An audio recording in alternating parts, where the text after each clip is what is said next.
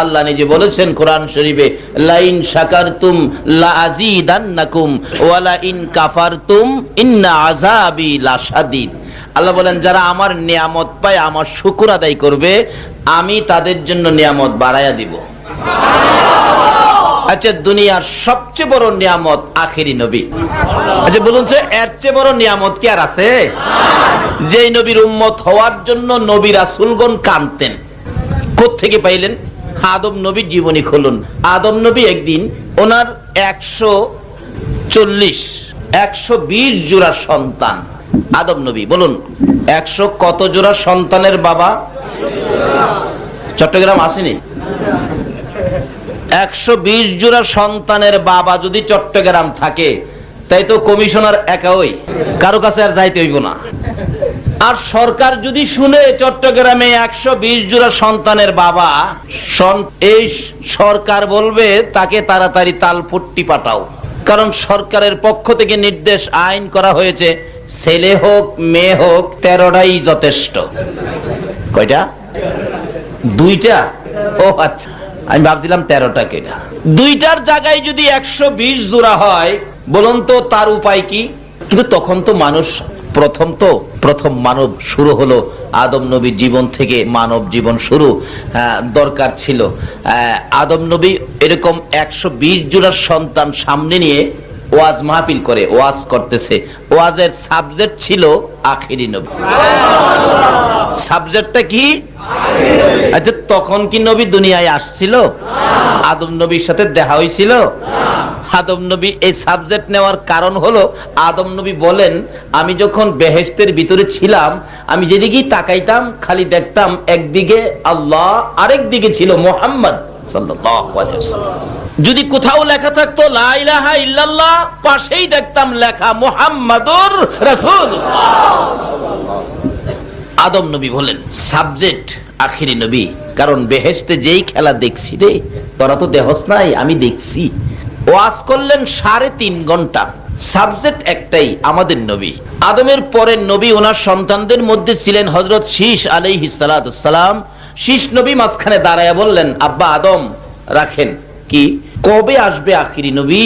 3.5 ঘন্টা ওই নবীর প্রশংসা করলেন, ওয়াজ করলেন, কিন্তু আপনিও তো একজন নবী, আপনার কথা তো একবারও কইলেন না। তাইলে কি হেই নবীর পাওয়ার বেশি, আপনার পাওয়ার নাই? আদম নবী বলেন, বাবা শীশ, জানোস না তো বেটা কিছু, খালি খামাহা করস ফিস ফিস। ওই নবীর সামনে আমি আদমের দামের তো প্রশ্নই আসে না। ওই নবী তো কোনো তুলনাই নাই। ওই নবীর উম্মত যারা হবে, আপনাদের ওয়াজ করে, ওই নবীর উম্মত যারা হবে তাদের মধ্যে এমন 5টা গুণ থাকবে, যেই 5টা গুণ আমি আদম নবীর মধ্যে নাই। শীষ নবী কই কি বাবা, কোন কি আন্তাজি কই নাই? এই গুণগুলি কি বাবা বলুন তো? শুন বেটা, ফিস ফিস করস খামাখা। এই নবীর উম্মতের প্রথম গুণ, ওই নবীর উম্মত যত গুনাই করুক না কেন, গুনাহটা করে খালি যদি কয়, খোদা গো কাজটা ভালো করছি না, মাফ করে দাও, সঙ্গে সঙ্গে মাফ করে দিবে। আর আমি আদম একটা কথা অমান্যের কারণে 350 বছর কাঁদলাম, তারপরেও মাপ দেয় না। অবশেষে আরাফাতের ময়দানে কাঁদতে কাঁদতে আরশের দিকে তাকাইয়া দেখি আল্লাহর আরশে লেখা লা ইলাহা ইল্লাল্লাহ মুহাম্মাদুর রাসূলুল্লাহ। জিজ্ঞেস করলাম, প্রভু গো এই নামটা কার? আল্লাহ কয়, টের পাস না আদম, এই নামটাই তো আমার বন্ধু, যার খাতিরে সব। তাহলে তোমার বন্ধুর নামটা যদি তোমার পাশে হয়, এই নামের উসিলায় আমারে মাফ করে দাও না। আল্লাহ কয়, আদম রে, এইবার তোর কান্না মজা হয়েছে রে। এই নবী উম্মতের মায়ায় মদিনায় পড়ে 24টা ঘন্টায় উম্মতি উম্মতি বলে রাসূল কাঁদতেছে, ডাকতেছে, শীশ ফিস ফিস করিস না। এই নবীর উম্মত যত গুনাহই করুক না কেন, গুনাহটা করে খালি হাতটা বাড়াইয়া যদি কয়, প্রভু গো কাজটা ভালো করছি না, আমি আখেরি নবীর উম্মত, আমারে মাফ করে দাও। আল্লাহ আর ফেরেশতাদেরকে রিপোর্ট জিগাবে না, লোকটা কেমন ছিল, গুনাহ কত হয়েছিল, হিসাব কিতাব জিজ্ঞেস করবে না, সঙ্গে সঙ্গে মাফ করে দিবে। আর আমি আদম নবী এই নবীর উসিলায় মাফ পাইছি, কত বছর কাদার পরে? দেখছস আমার চেয়ে এই নবীর উম্মতের গুণ কত বেশি। শীষ নবী মাতা জীব, হ্যাঁ কিছুটা। এক নাম্বারটা বুঝ বাবা, 2 নাম্বার গুণটা কোন তো শুন। 2 নাম্বার গুণ, এই নবীর উম্মত যেখানে গুনাহ করে, পানের আড়তে বসে একটা অপরাধ করে ফেলছে, মসজিদে যাইতে হবে না, যেখানে গুনাহ করেছে এখান থেকে মাপ চাইলে এখানেই মাফ করে দিবে। আর আমি আদম রে সারা পৃথিবী ঘুরাইছে বাবা, ঠিকই তো। আচ্ছা বাবা, 3 নাম্বার গুণ কই শুন। 3 নাম্বার গুণ, ওই নবীর উম্মত যত গুনাহই করুক না কেন, গুনার অপরাধে গুনার দরুন তাকে বাড়ি থেকে বের করে দিবে না। আমাকে তোর মা হাওয়াকে বেহেশতের থেকে বের করে দিছে। আচ্ছা আপনাদের এলাকার কাউরে কি গুনার জন্য চট্টগ্রামের কাউরে ডাকা নিয়ে ফেলাইছে? গুনাহ কত গুনাহ করছি, এরপর আল্লাহ ডাকে, কলিয়া ইবাদিয়াল্লাযিনা আসরাফু আলা আনফুসিহিম লা তাকনাতু মির রাহমাতিল্লাহ। আল্লাহু আকবার কান্না।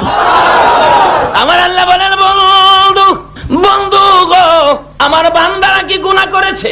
তারা কি গুনাহ করে আমাকে ভয় পেতেছে? তারা কি ভয়ে থরথর করে কাঁপতেছে অন্তর? ও বন্ধু, আপনি বলে দেন গুনাহ করলে করেছে, তারা যেন আমার রহমত থেকে দূরে সরে না যায়। বন্ধু গো, কথা দিলাম আমি আল্লাহ এমন প্রভু, আমি তাদের জীবনের গুনাহ জমা করে আমি মাফ করে দেব। আল্লাহু আকবার। ইয়া রাসূলুল্লাহ, ইয়া গাউসুল জিন্দাবাদ। মাশাআল্লাহ। বলতেছিলাম অন্য নবী রাসূলের উম্মতরা গুনাহ করলে সারা দিন রাত ব্যস্ত হয়ে যায়, কিভাবে জীবনের গুনাহগুলি মাপ নিব, কিভাবে মাপ নিব। আর আমার আল্লাহ ব্যস্ত থাকে কিভাবে আখিরি নবীর উম্মতের মাপ দিব। জোরে জোরে কোন সুবহানাল্লাহ। আমার আল্লাহ বলেন, বন্ধু বলে দাও না আমার বান্দাদেরকে তারা কি গুনাহ করেছে, তারা যেন ভয় না পায়, আমার রহমত থেকে যেন দূরে সরে না যায়। কথা দিলাম আমি তাদের জীবনের গুনাহগুলো জমাইয়া আমি আল্লাহ মাফ করে দেব। আদম নবী ওয়াজ করেন, শীষ ফিস ফিস করিস না বেটা, এই নবীর উম্মতের পাওয়ার আছে, গুণ আছে। বাবা 3 নাম্বার গুণ শুনলাম, বেহেশতের থেকে বাইর করে দিল। এই নবীর উম্মতের কোটি কোটি গুনাহ করলো, বাড়িতে বাইর করবে না, কয় না। 4 নাম্বার গুণ শুন। 4 নাম্বার গুণ হলো ওই নবীর উম্মত কোটি কোটি গুনাহ করবে, এমন গুনাহ করবে যে গুনার দরুন গুনাহ এত গুনাহ হয়েছে আকাশের নিচে জমিনের উপরে তার গুনাহ রাখার আর জায়গা নাই। এই পরিমাণ গুনাহও যদি কেউ করে তবু তার পরন থেকে কাপড় খুইলা নিবে না, উলঙ্গ করবে না। আমি আদম রে উলঙ্গ করে ফেলাইছি, তাইলে আমার চেয়ে এই নবীর উম্মতের গুণ বেশি। শীষ নবী কয় বাবা 5 নাম্বার গুণ, ওই নবীর উম্মত যত গুনাহই করুক না কেন তার কাছ থেকে তার বিবিকে দূরে সরায়া নিবে না। এরকম আসেনি? কেউ প্রমাণ দিতে পারবেন? নামাজ পড়ে না, ভালো কাজ করে না, তার বিবি তিব্বতের মারে চট্টগ্রাম থেকে ঢাকা নিয়ে ফেলাইছে? পারবে না।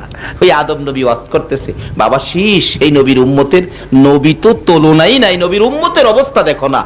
5 নাম্বার গুণ, ওই নবীর উম্মত কোটি কোটি গুনাহ করবে কিন্তু তার কাছ থেকে তার বিবিকে দূরে সরাবে না। আমার কাছ থেকে তোর মা হাওয়াকে দূরে সরাইয়া দিছে, এমন দূরেই সরাইছে খুঁজে যাও পায় না।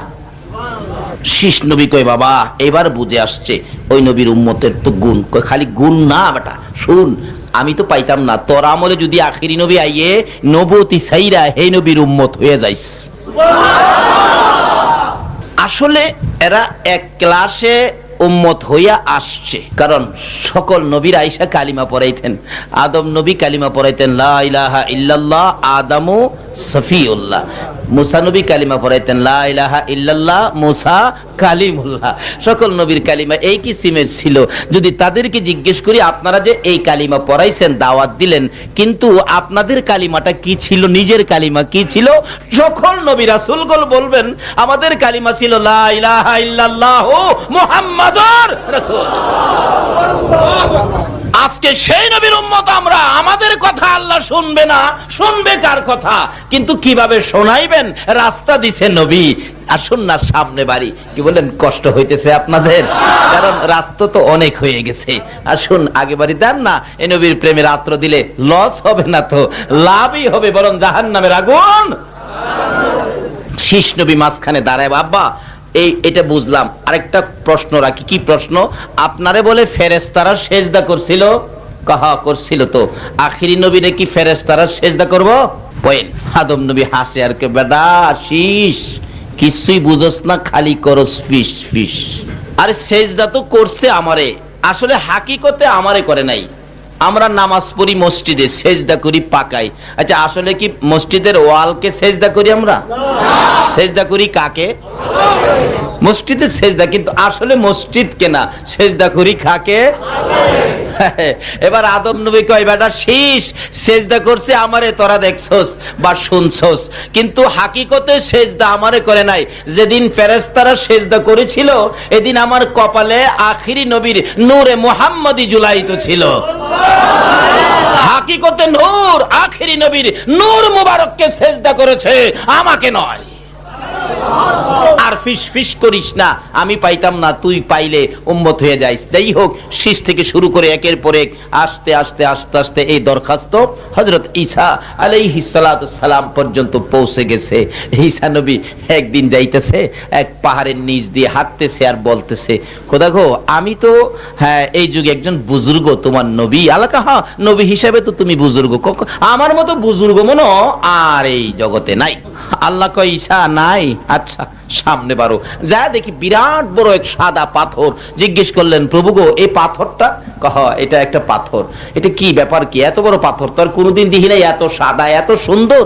কয়, দেহস নাই এটার মধ্যে কিছু আছে? কি আছে দেখবি? কহ, তো তোর হাতে লাঠি দিয়া পাথরে আঘাত করো। পাথরে আঘাত করলে পাথরটা ফাইটা দুই ভাগ হলে ভিতর থেকে একটা সুন্দর বুড়া মানুষ বাহির হইছে। ঈসা আলাইহিস সালাতু সালাম জিজ্ঞেস করেন, বাবা বুড়া, এই পাথরের মধ্যে তুমি কিভাবে থাকো? আমি আল্লাহর কুদরতে থাকি। খানা দানা খাও কোত্থেকে? তা তো আমার চিন্তা না, আমি আল্লাহর তাসবিহ তাহলিল আদায় করি, খাওনের টাইমে এই বেহেশতের ফল ফলাদি খাই, দেখো না ঠোসা পয়রা রইছে।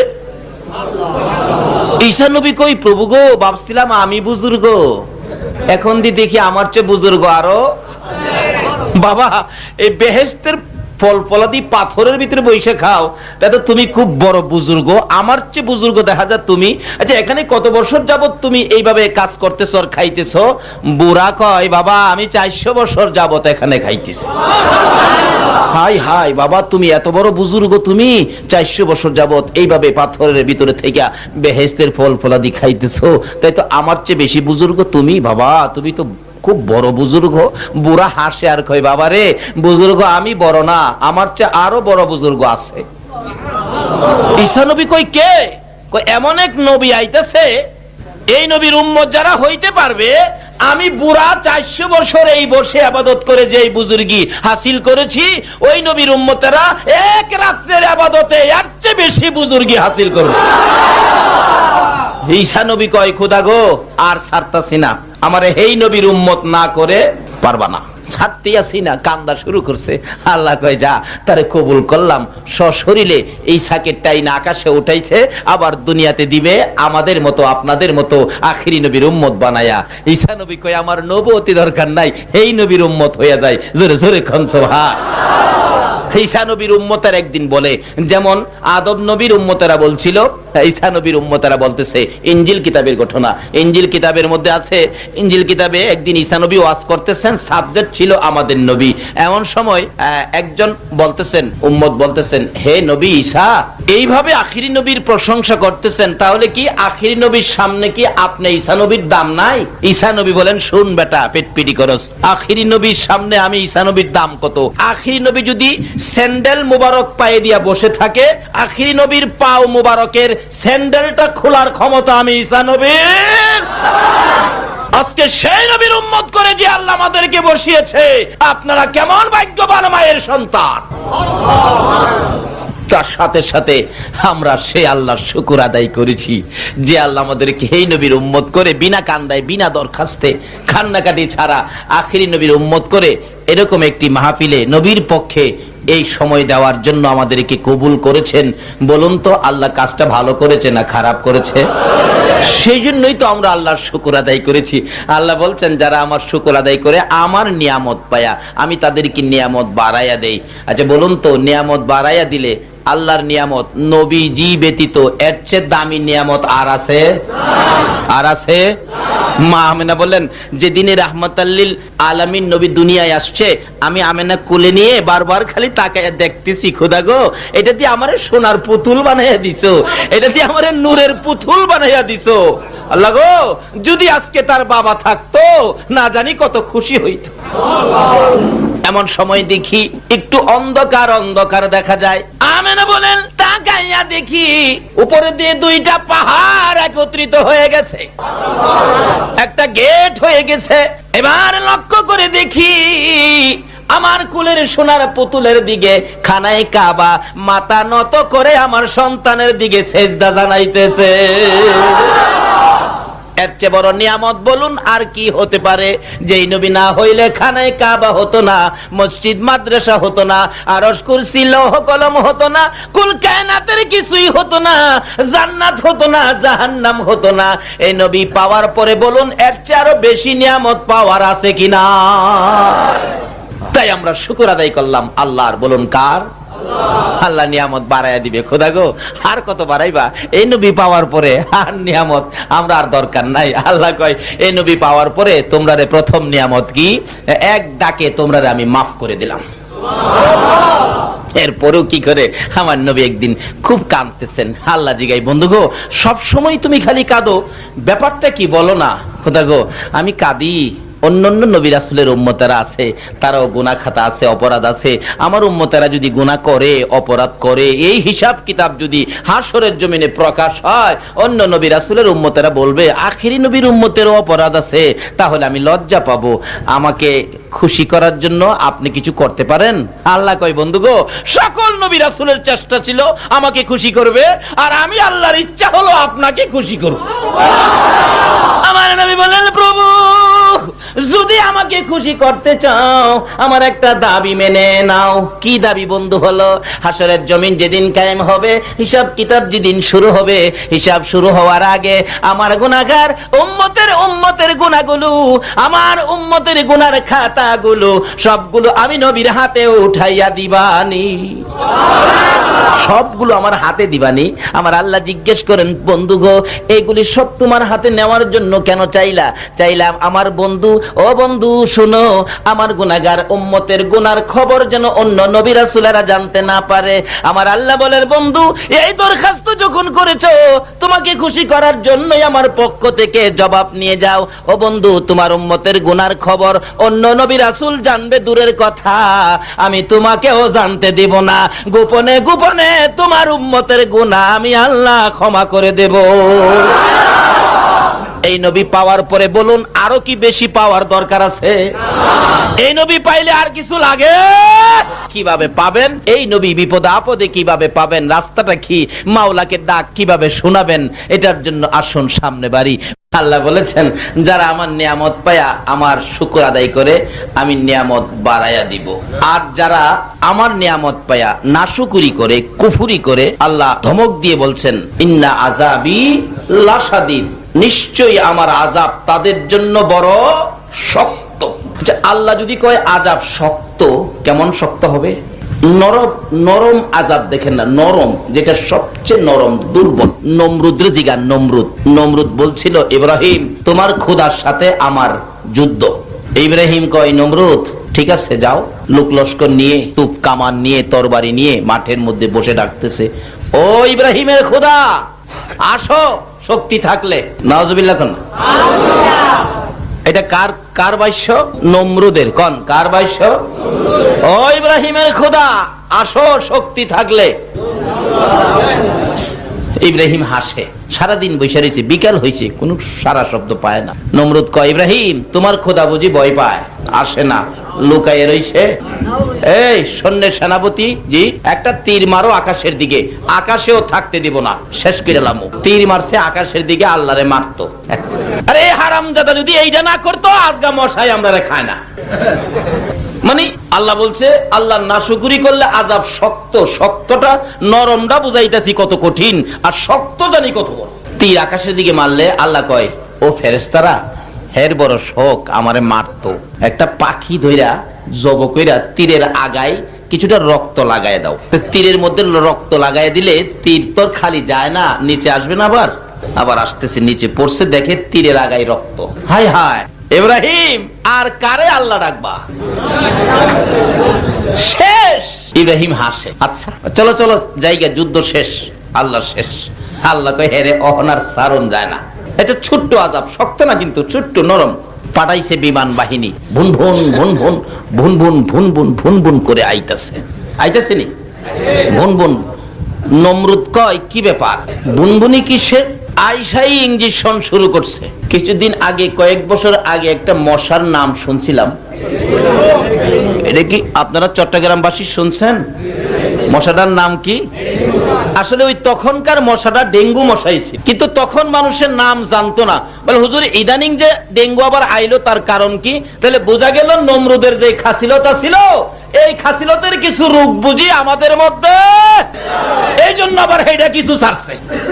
ইঞ্জেকশন দিতে দেরি, পাতলা পায়খানা হইতে দেরি নাই, চোখগুলি লাল হইয়া খুইলা পড়ে যায় ব্যথায়। দেখছেন না, ডেঙ্গু হইলে চোখ লাল, পত্রিকায় দেখছি মাঝে মাঝে, দেখলে ভয় করতো চোখ লাল। এই ডেঙ্গু মশার ইঞ্জেকশনে সব শেষ।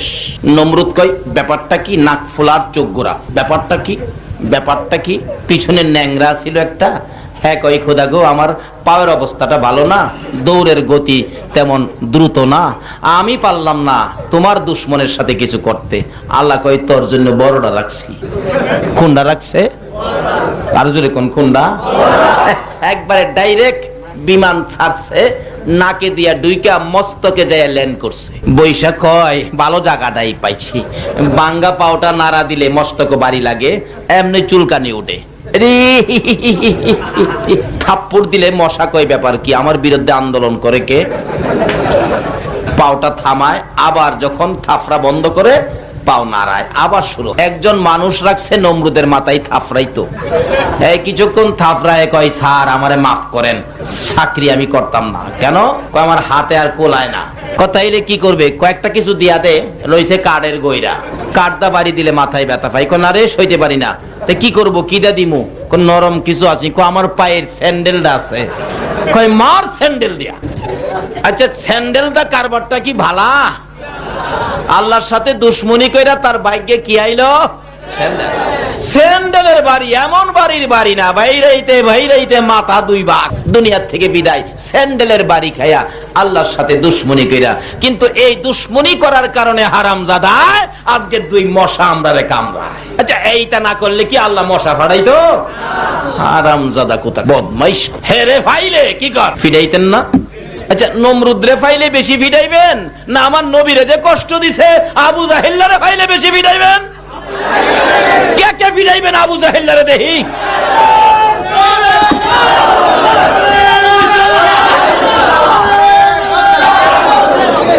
এই আবু জাহেল ফাক্তারে বাহাদুরি কইরা গেলে রে আমার নবীর কাছে। কত কত বেয়াদবি, কত কষ্ট আমার নবীরে দিছস। বাপের বেটা হইলে আয়, চামড়া গুদাম আয়, বাপের বেটা হইলে আইবো আইবো। হ্যাঁ আইবো। আরে মক্কা থাইকে ওই তো শান্তি নাই, নাইবো কই? হজ করতে গেলে 2001-এ আমার সাথে আমার এক মামা ছিলেন, পাগলা কিসিমের মামা। কয় ভাইনা ভাইনা কি আবু জাহেলের বাড়িটা তো আমার দেখাইলা না? আমি কই মামা আসছি যখন সবই তো দেখবো, চলেন যাই। যাইয়া দেখি 6 থেকে 700 বাথরুম করছে আবু জাহেলের বাড়ি। আচ্ছা এই নবীর সাথে বেঈমানি কইরা আবু জাহেলের লাভ হইলো না লস হইলো? আর যারা নবীর সাথে ভালোবাসা করছে তাদের লাভ হইছে না লস হইছে? আজকে মা আয়েশা নবীর ভালোবাসায় দিয়েছে মহিলা। আজকে যায় দেখবেন মক্কা নগরীতে মা আয়েশার নামে মসজিদ আছে, উমরা করবেন, আয়েশা মসজিদ থেকে 2 রাকাত নামাজ পড়ে উমরার নিয়তে বাহির হইতে হয়। বেলাল নবীকে ভালোবাসা দিয়েছে, মদিনায় যায় দেখেন বেলালের নামে মসজিদ হয়েছে। আবু বকর ভালোবাসা দিয়েছে, আবু বকর যেদিন দুনিয়ার থেকে বিদায় হবে আবু বকর বলেন সঙ্গীরা রে আমার নবী নাই রে, আমি থাকবো না। সঙ্গীরা বলেন মাঝে মাঝে দেখতাম আবু বকরের চোখ থেকে পানি। হঠাৎ একদিন সঙ্গীরা বলেন কার কাছ থেকে জানি কলিজা পুরা গন্ধ আসতেছে। আবু বকর বলেন সঙ্গীরা রে আর কারো কাছ থেকে নয়, যেদিন আমি আবু বকর এই দুইটা চোখে আমার নবীরে দেখতে পাই না রে। ওই দিন থেকে নবীর বিরহের যন্ত্রণার আগুনে আমি আবু বকরের কলিজাটা পুরে পুরে ছাই হইয়া গেছে। রে সঙ্গীরা, আমি কবে যাব রে আমার নবীর পাশে ঘুমাইতে? জোরে জোরে কোন সুবহানাল্লাহ। দয়ারে নবী, মায়ারে নবী, কেমন রে আমার ফেলাইয়া, যে নবী হিজরতের সময় আমাকে সঙ্গে নাই, যেই নবীকে ঘুম পাড়াইতে যাইয়া সাপের দংশন খায়, আমার জীবন দিতে রাজি হয়েছিলাম, আমার নবীর ঘুম ভাঙ্গাইতে রাজি হই নাই। এই নবী আমার ফালাইয়া কেমনে রে মদিনার মাটিতে শুইয়াছে। এই দিন যেভাবে কাঁদছে, কাঁদতে কাঁদতে অস্থির হয়ে গেলে, ওই দিন রাত্রের শেষ ভাগে আবু বকর ঘুমিয়েছিলেন। জানালার ফাঁকে দিয়ে আমার নবী মাথা দিকে হাতটা লাগাইয়া ডাকে, আবু বকর আর কাঁদিস না রে, কালকে তুই আমার পাশে ঘুমাইয়া যাইবি। সকালবেলা ঘুম থেকে উঠে ফজরের নামাজ পড়ি আবু বকর বিছানায় বসে বসে কান্দে। হযরতে আলী দৌড়ে যাইয়া আবু বকরের গলায় ধরে কাঁদতেছে। আবু বকর, এত সকালে এইভাবে আর কোনোদিন কাঁদতে দেখি নাই, কেন কান্দো জানতে চাই। আবু বকর আলীর গলায় ধরে কান্দে। আবু বকর আলীর গলায় ধরে কান্দে, আলী রে আজকে খবর আসছে রে, আমি বিদায় হয়ে যাব। আলী কথা দে, আমি দেখেছি যেই হাতে আমার নবীর রওজা পাকে নামাইছস, তোর এই দুইটা হাত দিয়ে আমি আবু বকরকে রওজায় নামাবিনি। আলী কান্দে, আবু বকর এমন করে কথা বলো না, নবীজি বিদায়ের পর তোমার দেখলে কলিজায় শান্তি লাগে, তুমি যদি বিদায় হয়ে যাও আমরা কাকে দেখে শান্তি পাবো। খুব কাঁদতেছে। এমন সময় হযরতে উসমান গনি রাদিয়াল্লাহু তাআলা দৌড়ায় এসে আবু বকরের গলায় ধরলো। ভাই আবু বকর, এইভাবে কেন তুমি কাঁদতেছো? কি দুঃখে তুমি কাঁদো? উসমান গনির গলায় ধরলো। আবু বকর, উসমান গনি, ও ধনী উসমান গনি, তুমি তো বহু ধনী হয়েছো। হ্যাঁ উসমান, আজকে রাত্রে নবী আমার ডাক দিছে রে, আর তোদের মধ্যে থাকবো না। হ্যাঁ উসমান, তুমি তো ধনী, কথা দে, আমি আবু বকরের 10টা পায়ের কিছু আমার কাছে নাই, আমি নবীর প্রেমে সব বিলীন করে দিয়েছি, আমি মারা গেলে আমার কাফনের কাপড়টা কিনা দিবানি। উসমান গনি বললেন, ও আমি দিব। কেমন পাগল ছিলেন আবু বকর আমার নবীর জন্য। আবু বকরের জীবনী লেখে, আমার নবী একদিন মসজিদে নববীর বারিন্দায় গায়ের চাদর মুবারক বিছাইয়া বিছাইয়া ডাকতেছে, সাহাবীরা রে আমি নবী চাদর বিছাইলাম, আমার চাদরে কে কি দিবি, কে আমারে কি দিয়ে খুশি করবে। সবাই দৌড়াদৌড়ি করে বাড়িতে যায়, যা যা পায় এইভাবে ধরে নবীর রুমালে হাজির করে দেন। ইয়া রাসূলুল্লাহ, খুশি হয়েছেন নি? হ্যাঁ খুশি হয়েছি, কিন্তু আমার আবু বকর কই, আমার আবু বকর কই? আমার নবী সব সময় আমার আবু বকর বলে ডাকতেন। কেন? আমার নবীরে সবচাইতে বেশি ভালোবাসায় আবু বকর দিয়েছে। আমার নবী বলেন, আমার আবু বকর কই রে? আবু বকর বাড়িতে যাইয়া ছোট্ট রুমাল বিছাইয়া কিছু পায় না, নবীকে কি দিয়ে খুশি করবে? একটা গ্লাস পাইলেন, রুমালে রাখলেন।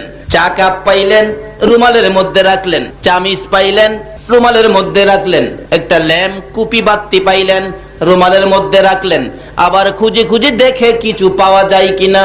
আবু বকরের বিবি বলেন, স্বামী গো, এইভাবে সবগুলো জমাইয়া প্যাকেট কার জন্য করো? আবু বকর বলেন, বিবি আমি আবার রাসূলের জন্য করি। আবু বকরের বিবি বলেন, স্বামী গো আমারও তো মন চাই রাসূলের জন্য কিছু দিতে। শুনেছি মদিনার মহিলারা গলার হার খুলে খুলে রাসূলকে দিয়েছে, কানের অলংকার খুলে দিয়েছে, হাতের হাইবুড়ি খুলে দিয়েছে। আমার যে কিছু নাই, আমার কি মন চায় না রাসূলকে কিছু দিতে? আবু বকর বলেন, বিবি তুমি কি দিবি? তোমার কাছে কিছুই নাই, সবই তো আমি প্যাকেট করে ফেলেছি। এবার আবু বকরের বিবি বলেন, স্বামী একটু দাঁড়ান, যায়েন না, আমি কিছু দেব। কি দিবে রে বিবি? হ্যাঁ স্বামী একটু খানি দাঁড়াও। সঙ্গে সঙ্গে আবু বকরের বিবি বিছানার থেকে খেজুর পাতার চাটাই টান্দা উঠাইছে। চাটাইটা পরনে লাগাইয়া পরনের কাপড় টাইনা টাইনা খুলতেছে। আবু বকর বলেন, বিবি কি করতেছ? স্বামী পরনের কাপড় খুলতেছি। কেন? স্বামী গো, আর কিছুই নাই, আমার পরনের কাপড় খেজুর পাতার পোশাক পরে আমি রাসূলের জন্য দান করে দিব। আবু বকর বলেন, বিবি গো, তোর কি মন চায় খেজুর পাতার পোশাক পরে পরনের কাপড় খুইলা দিয়ে দিতে? আবু বকরের বিবি চিৎকার মেরে বলেন, স্বামী, শুধু পরনের কাপড় নয়, আমার মন চাই কলিজাটা খুইলা নবীরে দিয়া দিতে। কাপড় খুলে প্যাকেটের মধ্যে দিয়ে দিলে নবীর সামনে হাজির হলে আমার নবী বলেন, আমার আবু বকর এসে গেছে। আমার আবু বকর গাটুনি খুলে দিলে ছোটখাটো জিনিস সব বাহির হয়ে যায়। জিজ্ঞেস করলেন, আবু বকর, সব নিয়ে আসছো, ঘরে কি কিছু রাখো নাই? আবু বকর বলেন, আল্লাহর কসম করে বলি, একবারে ঘর খালি করি নাই, আমার ঘরের মধ্যে আল্লাহর রাসূল ঢুকাইয়া রাখছি। আবু বকর, এই পুরান কাপড়টা কেন আনছো? কে দিয়েছে? কার থেকে আনছো? এবার আবু বকর জবাব দেওয়ার আগে হযরতে জিবরাইল খেজুর পাতার পোশাক পরে আমার নবীর সামনে হাজির। ইয়া রাসূলুল্লাহ, আল্লাহর সালাম গ্রহণ করুন। আমি জিবরাইলের সালাম গ্রহণ করুন। আমার নবী বলেন, সালাম গ্রহণ করলাম রে জিবরাইল, তোর পরনে খেজুর পাতার পোশাক কেন জানতে চাই? আবার জবাব দেন জিবরাইল, হুজুর, আবু বকরের বিবি এই কাপড়টা দান করেছে, আপনি নবীর ভালোবাসায় খেজুর পাতার পোশাক পরে গো পরনের কাপড় দান করেছে। এই ভালোবাসার পুরস্কার দিতে যাইয়া আজকে আমার আল্লাহ আবু বকরের বিবির সম্মান রাখতে যাইয়া আমি জিবরাইলকে সহ, বেহেশতের হুরিদেরকে সহ, আরশ বহনকারী ফেরেশতারা সহ সকল ফেরেশতাকে আজকে আবু বকরের বিবির সম্মানে নবীর ভালোবাসার পুরস্কার হিসাবে আমাদের সকলকে খেজুর পাতার পোশাক পরাইছে। এই নবীর ভালোবাসায় লাভ হয় না লস হয়? দয়ালু উসমান রে, আমার কাফনের কাপড় কিনা দিবেনি? আলী, তোরে দুইটা হাতে আমারে কবরে নামাইবিনি? সবাই ওয়াদা দিলেন। তার সাথে সাথে আবার প্রশ্ন তুলে ধরলেন, রে সঙ্গীরা, আমি যে নবীরে ভালোবাসতাম, নবীরে ভালোবাসা দিয়েছিলাম, আমার ভালোবাসায় নবী খুশি হয়েছে কিনা প্রমাণ করে দিও। কিভাবে প্রমাণ করব?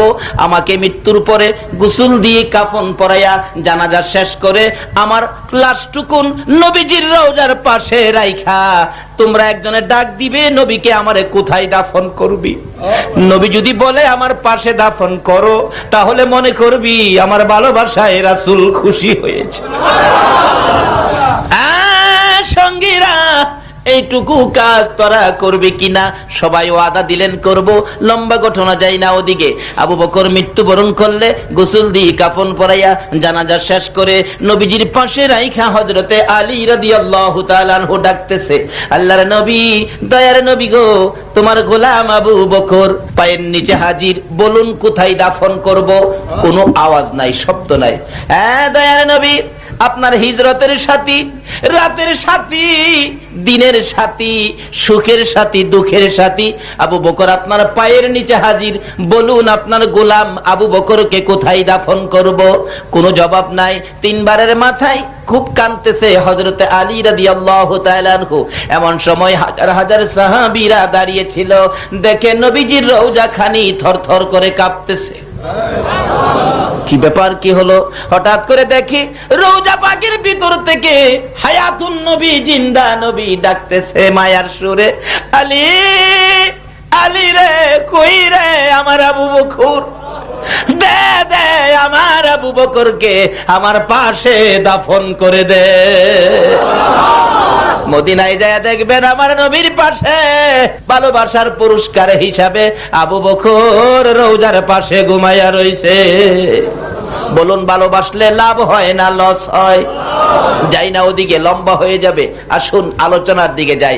আজকে যে আল্লাহ আমাদেরকে সেই নবীর উম্মত করে এই মাহফিলে কবুল করেছেন, এর চেয়ে বড় নিয়ামত আর কিছু হইতে আমরা শুকর আদায় করেছি। এই নবীর উম্মত হয়ে আর কিছু দরকার নাই, এই নবীর উম্মত হয়ে শুকর আদায় করেছি। এই নবীর ভালোবাসা ব্যতীত নামাজ পড়লে নামাজ হবে? বলুন তো, ভালোবাসা আগে না নামাজ আগে? আরো জোরে কোন? নামাজ আগে নাকি নবীর দাওয়াত আগে? নবী বাড়ি বাড়ি ঘুরতেন আর ডাকতেন, ইয়া আইয়ুহান নাস কুলু লা ইলাহা ইল্লাল্লাহ তুফলিহুন, এভাবে ডাকতেন। আল্লাহ কয়, আগে আমার নবীর লগে সম্পর্ক করো, তাহলে তোমার কাজ দেব। কি? আগে নবীর সাথে নবী চিনো, নবী মানো, নবী বুঝো, কোন নবীর উসিলায় কুল কায়নাত বানাইলাম, এই নবীর সাথে সম্পর্ক করো, তারপরে কাজ দিব। কাজ শুরু হলো 40 বছর থেকে। 13 বছর পরে গিয়া নামাজ দিছে। তাহলে বলুন, নবীর ভালোবাসা আগে না নামাজ আগে? তাহলে বোঝা গেল এই নামাজ পড়তে গেলে আগে থাকতে হবে নবীর। সারা দিনের নামাজ শুরু করলে দিনের প্রথম নামাজটা কি? আরো জোরে কোন? ফজরের নামাজ কয় রাকাত? আপনারা কিন্তু বলছেন ফজরের নামাজ কয় রাকাত? আচ্ছা, আমি যদি নিয়ত করি নাওয়াইতু আন উসাল্লি লিল্লাহি তাআলা আরবাআ রাকাতি সালাতিল ফজরে, নিয়তটা হবে না। কেন? তাহলে 4 রাকাত নামাজ না, ও 2 রাকাত করতে হবে। 2 নিয়তে 4 রাকাত। আচ্ছা, প্রথম নিয়তটা কি করবেন? আরো জোরে কোন? আরো জোরে। আচ্ছা, প্রথম সুন্নতটা দিল কেন? হিসাবে তো ফরজ প্রথম দেওয়ার কথা। আল্লাহ বলেন, আমি যত ইবাদত নামাজের মাধ্যমে সেটিং করেছি, এই নামাজ সবচেয়ে উত্তম ইবাদত। কিন্তু এই নামাজ ইবাদত দিয়ে আমাকে খুশি করতে গেলে আমার নবী হলো নামাজের দরজা। জোরে জোরে কোন না সুবহান। এই নবীর দরজা দিয়ে যদি তোমরা নামাজে ঢুকো, এই নামাজি যা যা চাইবো তাই আমি আল্লাহ দিয়া দিব। প্রসেস, রাস্তা, সিস্টেম, অবস্থা বুঝেন, তাহলে ডাক দিলে শুনবো, আর না হয়তো ডাকলে। এই নবীর পক্ষে যদি পশু পাখিরা ডাকে তাও আমার আল্লাহ শোনে। শোনে কিনা? নবীর জীবনী, নবীজি একবার এরকম ভাবে সাহাবীদের নিয়ে আলোচনায় বসলেন, তো এমনি দেখে একটা দোয়েল পাখি আইসা নবীজির সামনে বসছে। সাহাবীরা বলেন, হুজুর, পাখি তো মানুষ দেখলে পালায়, কিন্তু রাসূল বলেন, চুপ, তার কোনো কথা আছে। দোয়েল পাখি কি? একটু পরে একটা বাজ পাখি আইসা বসছে। আরে বাজ পাখি কি? হুজুর, আমাদের একটা কথা আছে। আচ্ছা, দোয়েলের কথাটা আগে শুনি। দোয়েল, তোমার কি কথা? দোয়েল মানুষের মতো কথা কয়। আচ্ছা, পারবো নি পৃথিবীর কেউ দোয়েলের মানুষের মতো কথা কয়? তো প্রথম বলছে, প্রভু গো, মনের দুঃখটা কমু, তোমার নবীর সাথে আমার এক কথা বলার শক্তি দাও না। আল্লাহ কো, আমার বন্ধুর পক্ষে, বন্ধুর সাথে কথা কবি, দিলাম তোরে শক্তি। আচ্ছা, এই নবীর ভালোবাসায় যদি আমরা কিছু করতে চাই, আল্লাহ শক্তি দিবে না? কিভাবে দিবে? এটাই তো প্রসেস। আসুন না আগে বাড়ি। যেমন সহজ, গাউসে পাকের জীবনী খুললে পাবেন। গাউসে পাক নদীর কিনার দিয়ে তার একজন ভক্ত সহ যাচ্ছে।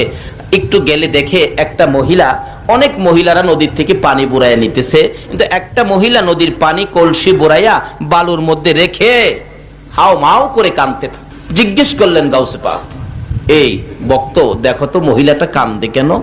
দয়ার নবীর উম্মত তো, তাদেরও তো দয়া আছে। জিজ্ঞেস করলেন, মা তুমি কেন কাঁদো? বললেন, বাবা, এই মনের দুঃখ কার কাছে কমু? কেউ শুনে না।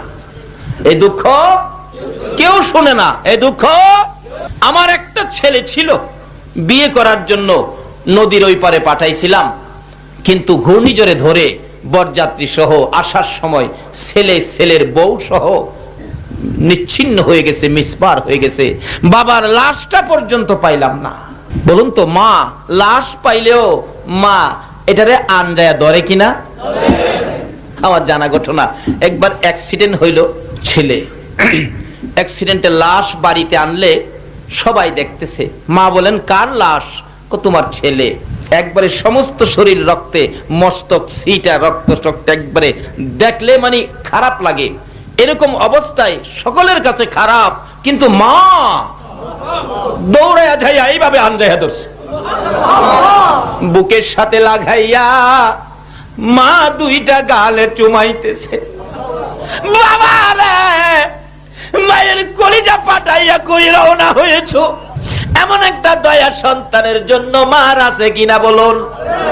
আসুন দেখি, এই মা ব্যাপারে নিয়ে আমার আল্লাহ কিছু কয়, আমার নবী নি কিছু কয়। দুঃখিনী মা কান্দে, আল্লাহর ওলির ভক্ত, আমার কলিজা মানে না, আমার বাবার লাশটা পর্যন্ত আমি পাইলাম না। ও, কতদিন হয়েছে? 12 বছর। বলুন কত বছর? 12 বছর। হুজুর, গাউসে পাকের কাছে বলতেছেন, হুজুর এই মহিলাটার একটা ছেলে ছিল, বিয়ে করতে ওপার গেছিল, ঘূর্ণিঝড়ের শেষ, এখন 12 বছর হয়েছে, ছেলের মায়ায় 12 বছর পর্যন্ত মহিলাটা কান্দে। সব মহিলারা পানি নিয়ে চলে যায়, কিন্তু এই মহিলাটা ছেলের মায়ায় কান্দে। বলুন তো, মার কান্না কি জীবনে শেষ হয়? এই মারে কষ্ট দিছেন, সব শেষ হয়ে যাবে। 12 বছর মহিলাটাকে কান্দা থামাইতে কও, কে বলতেছেন? আরো জোরে কর। 2 রাকাত নামাজ পড়ছে। এই শিক্ষা আমার নবীর। শিক্ষাটা কার? কারণ নবীর জীবনী খুলুন না। আবু জাহেল যত প্রশ্ন করতো আমার নবীরে, আবু জাহেল প্রশ্ন করলে নবীজি বলতেন, চাচা আমাকে 2 রাকাত নামাজ পড়ার সুযোগ দিবেন? দোয়া কবুল কিভাবে করাবেন রাস্তা নবী দিয়ে গেছে। 2 রাকাত নামাজ পড়ার সুযোগ দিবেন? আবু জাহেল কয়, নামাজ পড়ো, নামাজ পড়ো, নামাজ পড়লে কি হবে? এখন এক জাতের মানুষ আছে কয়, নামাজ পড়লে কি হয়? নামাজ পড়ে কি করছো? নামাজ পড়তে দেরি, জিবরাইল এসে হাজির হতে দেরি নাই। হুজুর কি ব্যাপার? আবু জাহেল প্রশ্ন করছে, জবাব দিয়ে দেন, ব্যাপার না। যত প্রশ্ন করতে করতে আকাশের চাঁদ 2 টুকরা। মক্কার ঘটনা। নবীজির বাড়ির সামনে একটা পাহাড়, এই পাহাড়ের মধ্যে দাঁড়ায় পাহাড়টা দেখে আসছি, যে পাহাড়টা নবী দাঁড়ায় আঙ্গুল ইশারা করে চাঁদ 2 টুকরা করছিল। আবু জাহেল কয়, ভাতিজা যত প্রশ্ন করি জবাব দাও, এবার আকাশে। আকাশে, আচ্ছা বলুন তো, নবী আকাশেও আসেনি? আকাশের চাঁদ কি নবী না হইলে হইতো? আজকে চাঁদের মধ্যে নবী আছে কিনা? সূর্যের মধ্যে? বিজ্ঞানে বুঝাইছে আছে। যে কিভাবে? বিজ্ঞান বলে চন্দ্রের কোনো নিজস্ব আলো নাই। চন্দ্র আলো পায় কোত্থেকে? সূর্য থেকে। এটা বিজ্ঞান বলছে, কি বলেন ঠিক কিনা? আসলে বিজ্ঞানে সহজ করছে রাসূল চিনা, আল্লাহ চিনা। চন্দ্র নিজের আলো নাই, আলো পায় কোত্থেকে? এখন বিজ্ঞানকে আমি প্রশ্ন করব, সূর্য আলো পাইলো কোত্থেকে? বিজ্ঞান বলবে আমার ক্ষমতা। আল্লাহ বলছে, যেখানে বিজ্ঞানের ক্ষমতা শেষ, আমার নবীর ক্ষমতা শুরু। যেখানে জিবরাইলের ক্ষমতা শেষ, আমার নবীর ক্ষমতা শুরু। আমার আল্লাহ বলবেন, দুনিয়ার বিজ্ঞানীরা শোনো, চন্দ্র আলো পায় সূর্যের কাছ থেকে। প্রশ্ন যদি করি সূর্য আলো পায় কোত্থেকে, কেউ জবাব দিতে পারবে না। এই জবাব আমি আল্লাহ দেব। সূর্য আলো পায় আমার নবীর নূরে মুহাম্মাদির থেকে। যাই না ওদিকে, আসুন নবী। চন্দ্রে নবীরে চিনে কিনা বলুন? সূর্যে চিনে কিনা? কিভাবে চিনে? আঙ্গুল ইশারা করলে চাঁদ 2 টুকরা। কিতাব বলেন চাঁদ 2 টুকরা হয়ে 2 দিকে কাঁপতেছে। নবীজি গায়, কাপস কে? হুজুর আপনাকে সৃষ্টি না করলে আমরা সৃষ্টি হইতাম না, আপনার উসিলাতে আমরা সৃষ্টি, আপনার হুকুমে যে আমরা 2 টুকরা হইলাম, না জানি কোনো বেয়াদবি হইছে, এই জন্য আমরা কাঁপতেছি। আবু জাহেল কয়, ভাতিজা তোমার সাথে পারলাম না, আকাশেও তুমি। আবু জাহেল কি কয়? এরপরও নবী কইয়া মানতে এর ভাগ্যে তাহুন লাগবো তো। আমরা যে মায়ের গর্তে হইছি, এই মা দুরূদ শরীফ পড়ছিন, আবু জাহেলের মা দুরূদ শরীফ কইবেন হুজুর আবু জাহেল সময় কি দুরূদ আসিন? আবু জাহেলের মার সময় কি দুরূদ আসিন? আবু জাহেলের মা কে রে? আদম নবীর আগেও দুরূদ। আল্লাহ নিজে বলতেছেন, ইন্নাল্লাহা ওয়া মালাইকাতাহু ইউসাল্লুনা। মানে ইউসাল্লুনা দিয়া কি বুঝাইছে? সর্ব অবস্থায় সর্বক্ষণ আল্লাহ নিজে দুরূদ ও সালাম নবীর উপর প্রেরণ করে। তাহলে বোঝা গেল নবী সৃষ্টির সাথে সাথে অন্য সৃষ্টি নাই, কিন্তু দুরূদ সালাম আছে। জোরে জোরে কর না সুবহান। আসলে নামাজ আগে না দুরূদ সালাম আগে? রোজা আগে না দুরূদ সালাম আগে? বুঝে শুনে কাজ করেন। আল্লাহ নিজে যে কাজ করেন। আদম নবী কান্দে, হাওয়ারে বিয়ে করব মহারানার লাগিয়া। আল্লাহ কয়, পাইতি না তো মহারানা। খোদা গো, মহারানাও পাইতাম না, বিয়াটা হইতো না। আল্লাহ কয়, ব্যবস্থা করি কি? তুই 10 বার, তোর বিবি হাওয়া 10 বার, মতান্তরে তুই 20 বার, তোর বিবি হাওয়া 20 বার, দুইজনে 40 বার, অথবা দুইজনে 20 বার আমার হাবিবের উপর দুরূদ শরীফ পড়লা, তাইলে তোর আর বিয়ার মহারানা কামসাইরা দিমু। তাইলে আবু জাহেল ওইবার আগেও দুরূদ আসেননি?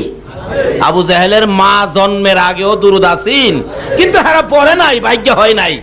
যেই প্রশ্নই করতো খালি কইতো 2 রাকাত নামাজ। একদিন আবু জাহেল কয়, বাতিজারে যত প্রশ্ন করি 2 রাকাত নামাজ দিয়াই বাতিজার সব শেষ করে। একদিন প্রশ্ন করুম, নামাজ ছাড়া জবাব চামু। কিতাবে আসছে, একদিন যায় বলতেছেন, বাতিজা জি আজকে একটা প্রশ্ন করব, এটার জবাবটা নামাজ ছাড়া দিবা। যদি নামাজ ছাড়া দিতে পারো তোমারে নবী কয়া মানবো। আচ্ছা আসলে কি হ্যাঁ মানবো? হ্যাঁ মানার গড়েননি। আমার নবী তো দাঁড়ায় রইছে, নামাজ দিয়া সব সময় জবাব দিতাম, আজকে কয় নামাজ ছাড়া। আল্লাহ কয় জিবরাইল আমার বন্ধুরে যায় ক আবু জাহেলের সামনে আমার বন্ধুরে আমি দুর্বল করব না, লজ্জা দিব না। যায় কয় সব সময় তো বন্ধু নামাজ দিয়াই জবাব দিত, আজকা নামাজ ছাড়াই নাকি এটা দিত না সুযোগ? এই নবীরে আল্লাহ সুযোগ দিবে না? জিবরাইল যায় হুজুর আই পড়ছি, আল্লাহর সালাম গ্রহণ করেন। আমি জিবরাইলের সালামও গ্রহণ করেন। আল্লাহ যাকে সালাম দেয় কেমন নবী? নবীর উম্মত হইতালে আপনিও সালাম পাইবেন। কেন এই সালাম বন্ধ করে নাই? তানাজ্জালুল মালাইকাতু ওয়ার রূহু ফিহা বিইজনি রাব্বিহিম মিন কুল্লি আমরিন সালাম। এখনো সালামের দরজা বন্ধ হয় নাই। যদি এই নবীর ভালোবাসার নৌকায় উঠতে পারো, আমার আল্লাহর সালাম তোমরাও পায়া যাইবা।